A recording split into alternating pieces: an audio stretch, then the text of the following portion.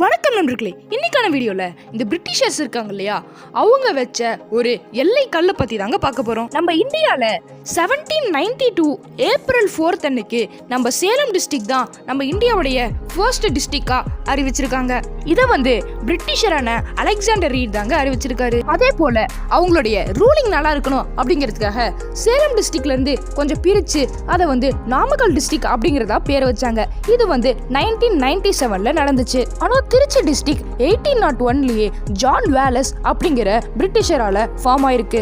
நம்மளுடைய திருச்சிராப்பள்ளிக்கு நம்ம பிரிட்டிஷர்ஸ் ஷிக்கினோபோலி அப்படிங்கிற பேரை வச்சிருக்காங்க. திருச்சி டிஸ்ட்ரிக்டோடைய ஒரு ஹைலைட்டான விஷயம் என்னன்னு பார்த்தோம்னா, அதோடைய பார்டரை கிட்டத்தட்ட 9 டிஸ்ட்ரிக்ட் மேல ஷேர் பண்ணுது. பிரிட்டிஷர்ஸ் நமக்கு சில தீங்குகள் செய்ததாக நம்ம நினைத்தாலும் அவங்க நமக்கு சில நல்ல விஷயங்களும் செஞ்சிருக்காங்க. இந்த காணொலியை நான் திருச்சி டிஸ்ட்ரிக்டும் நாமக்கல் டிஸ்ட்ரிக்டும் சந்திக்கிற ஒரு பார்டர்ல தாங்க எடுத்திருக்கேன். நாம் அடுத்த காணொலியில் சந்திப்போம்.